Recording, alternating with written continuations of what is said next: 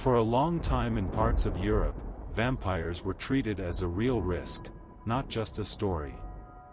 When illness spread, when animals died, when neighbors wasted away, communities looked for a cause they could act on.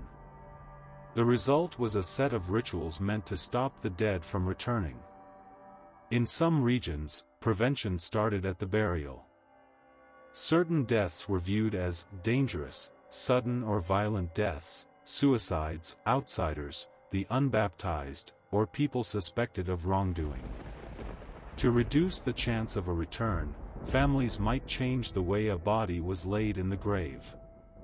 One common idea was simple: if it tries to rise, make it fail. Some burials placed the body face down, so any digging would go deeper. Others weighed the grave with heavy stones. Iron objects, nails, pins, tools, or scraps of metal, were sometimes included as a way to restrain or fix the dead in place. There were also practices built around later inspection. In Greek Orthodox tradition, bones were often exhumed after a set period as part of normal custom. In some communities, if a body was found unusually preserved, people interpreted it through the lens of the vrikolakas, an undead figure blamed for local trouble. The response might be additional prayers and reburial, or, in rarer cases, burning what remained. Protection didn't stop at the cemetery.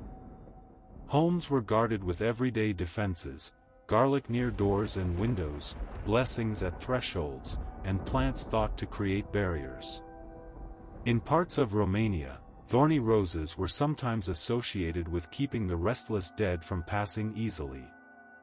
Whether these measures worked wasn't the point. They gave frightened people something to do. Many protections focused on boundaries, especially the doorway. In folklore, the threshold was more than wood and stone, it was the line between inside and outside, family and stranger. People marked it with crosses, sprinkled holy water, or scattered salt.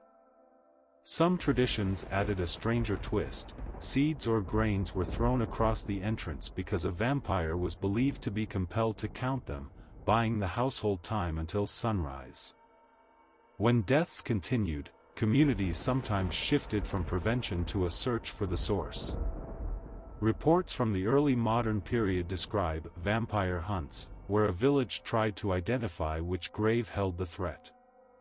In parts of the Balkans, one method involved leading a horse through the cemetery, sometimes with strict ritual rules, and watching where the animal refused a step.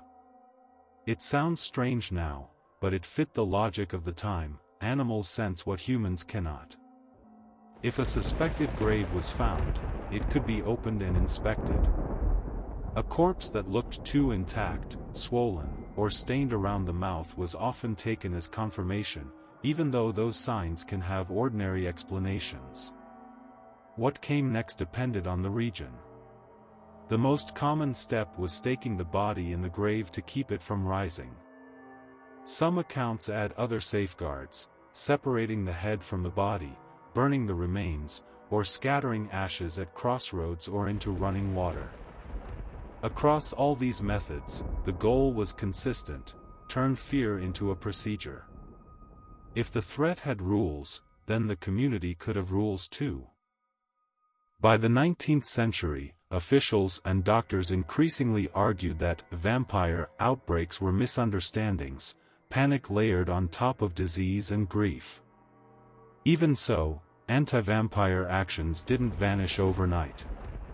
Some researchers point to mid-1800s cases in Eastern Europe where local authorities allowed an exhumation and a traditional neutralization of a suspected revenant.